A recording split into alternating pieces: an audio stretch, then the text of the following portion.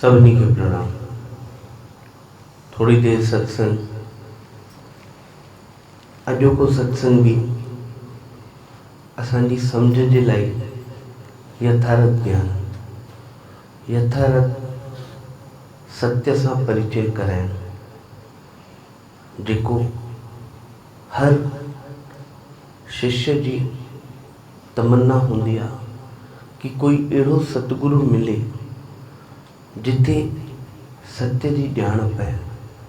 अॼोको सत्संग भी यथार्थ ज्ञान सां असांजो जीवन, जेको असां जीवन जियूं था पिया, उहो कोई नाटक कोन्हे कि असां अॼु रिहर्सल कईसीं या तैयारी कईसीं, सुभाणे असांखे एक्टिंग करणी आहे, कुछ भी करणो आहे, किथे अभिनय करणो आहे। इहा भावना रखी करे असां कॾहिं भी अॻिते वधी न सघंदासीं। असांखे रिहर्सल न करणो आहे, जेको हाणे हिन महिल हींअर आहे हुनखे ही स्वीकार करणो आहे, उनखे ही ॾिसणो आहे, उनखे ही सम्झणो आहे, उन ही ॻाल्हियुनि ते हलणो आहे। असां जीवन भर सुभाणे जी चिंता, कल जी चिंता, जेको थी वियो उन जी चिंता करे पाण खे परेशान कंदा था रहूं पिया। हिन महिल हाणे हींअर जेको पल आहे उन में जीअण सिखी वई है त तोखे ॿिए कंहिं भी शइ जी ज़रूरत आहे ही न। उन खां वॾो भरपूर ज्ञान तोखे मिली ही न सघंदो। हिकिड़ो सूफी फ़कीर हुयो, ॾाढो सच्चो संत हुयो, सतगुरु हुयो। नंढी सी झोपड़ी हुअसि पंहिंजी, उन में 5-7 शिष्य गॾु रहंदासीं। हिकिड़े ॾींहुं सुबुह अची ॿाहिरि बीठो, अची पंहिंजे झोपड़े जे ॿाहिरि, ऐं सोचिया जेको पहिरों माण्हू लंघे हितां उनखे मां हिकिड़ो सवाल पुछंदुमि। मिलियुसि उनखे माण्हू, वठी आयुसि पंहिंजे झोपड़े में, पंहिंजे शिष्यनि जे अॻियां। चईंसि मां तोखां हिकिड़ो सवाल पुछण थो चाहियां पियो, बसि उन सवाल जो तूं जवाबु ॾे, उन खां पोइ तूं हली वञ भली। पुछींसि तूं अगरि हितां खां 10 कदम अॻिते वञी थो पियो ऐं तोखे सोने जो अशर पियो, सोने जा सिक्का सम्झंदा आहियो सभु ॼणा, अगरि उन्हनि सां भरियल थैली तोखे मिली थी वञे पई, त छा उन थैलीअ खे तूं उन जे मालिक ताईं पहुचाईंदे, उन जे मालिक खे ॻोल्हे करे उन ताईं पहुचाईंदे? जवाब ॾिनईसि हा, तत्क्षण, बिल्कुलु तुरंत। ऐं असां सिखियो भी धर्मनि मां इहो ई आहे कि ॿिए कंहिंजी शइ असांखे छीनणी न आहे, ॿिए कंहिंजो हक़ मारणो न आहे। सभु त इहो ई सिखंदा आहिनि, मां भी इहो ई सिखियो आहियां। मां केॾांहुं भी हुन जे मालिक खे ॻोल्हे करे उनखे उहा शइ मोटाईंदुमि, चाहे केतिरी भी मुश्किलुनि जो सामनो करणो पए। मां सत्य ते आहियां, मां उनखे उहा पोटली मोटाईंदुमि। मूंखे अंदर में लालच कोन्हे, मूंखे अहिड़ी शइ खपे भी न जेकी ॿिए कंहिंजी हुजे, उनजो यूज़ मां कयां। मूंखे अहिड़ी शइ न खपे। उहो गुरु खिलण लॻुसि, पंहिंजे शिष्यनि खे चई इहो व्यक्ति मूर्ख आहे।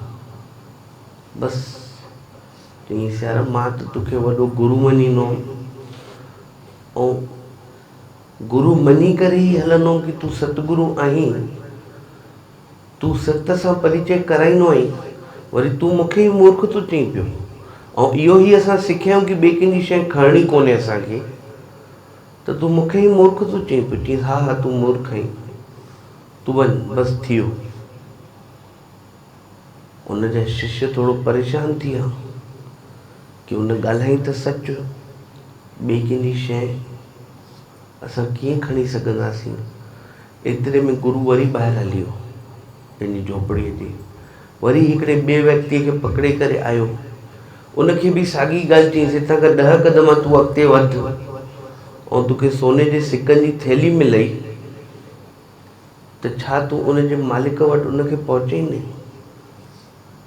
चएसि तो तूं मूंखे सम्झो छा थी, गुरु तूं आहीं, मूंखे थैली मिलंदी त मां त तुरंत भॼी वेंदुमि हितां, मां त खणी भॼी वेंदुमि, शहर ई छॾे ॾींदुमि, इहो गांव बि छॾे ॾींदुमि, मां उन मालिक ताईं पहुची न सघंदुमि ऐं मूंखे ॻोल्हे बि न सघे, मां एॾो परे भॼी वेंदुमि अगरि मूंखे उहा थैली मिली वई त।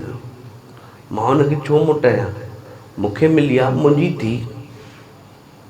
वरी गुरु खिलियो, पंहिंजे शिष्यनि खे चई इहो शैतान आहे। चईसि वञ, तुंहिंजो बि कमु पूरो थियो। हाणे शिष्य त अञा दुविधा में पहुची विया कि जेको थैली नथो खणे पियो उनजे मालिक ते उनखे पहुचाए थो त उहो मूर्ख आहे, ऐं जेको खणी भॼी थो वञे पियो ऐं जेको चोरी करे हली थो वञे पियो त उहो शैतान आहे। इहो कीअं? कुझु ॻाल्हि मज़े जी नथी थिए पई थिए।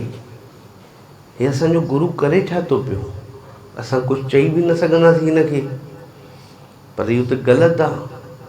अगरि हो सही आहे त उहो त संत ई थियो न। अगरि हे शैतान आहे त उहो संत थियो।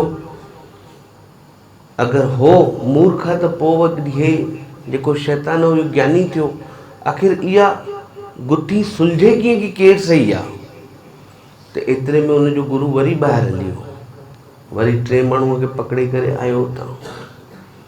वरी उनखे बि साॻी ॻाल्हि चई कि तोखे सोने जे सिकनि जी थैली मिलई, छा तूं उनजे मालिक वटि उनखे पहुचाईंदे?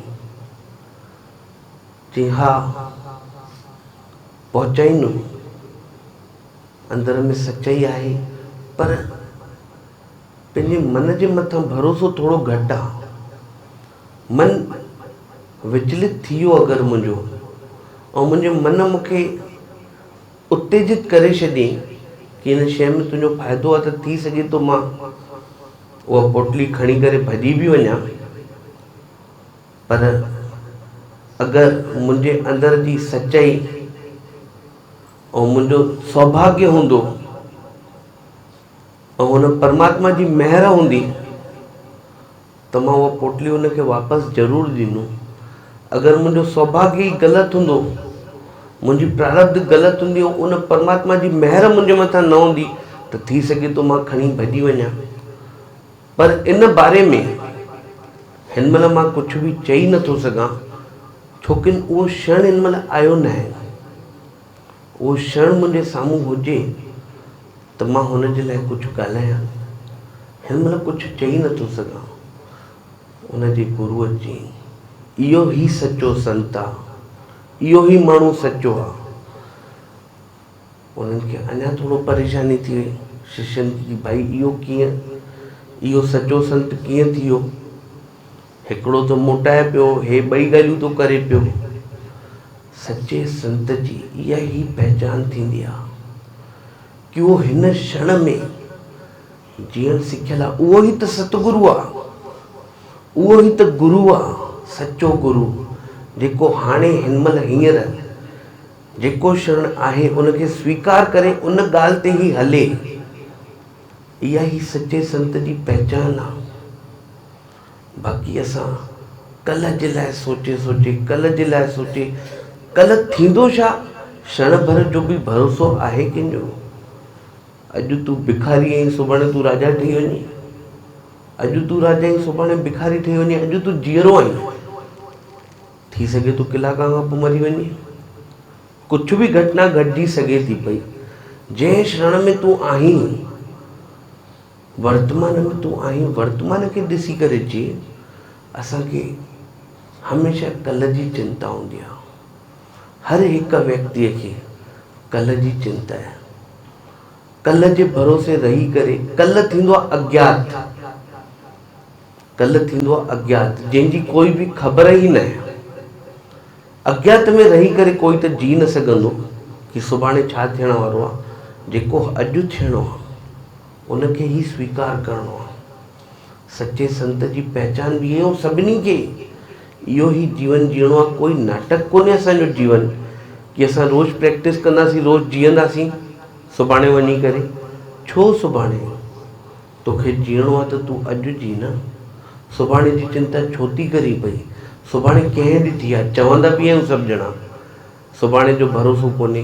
कल्ह अलाए आहियां अलाए न आहियां, इहो सभु ठोके वॼाए चई त वेंदा आहिनि, पर इन ॻाल्हि खे सम्झो अथव, इन ॻाल्हि खे सम्झी करे ऐं ॻाल्हायो अथव न, कॾहिं बि न।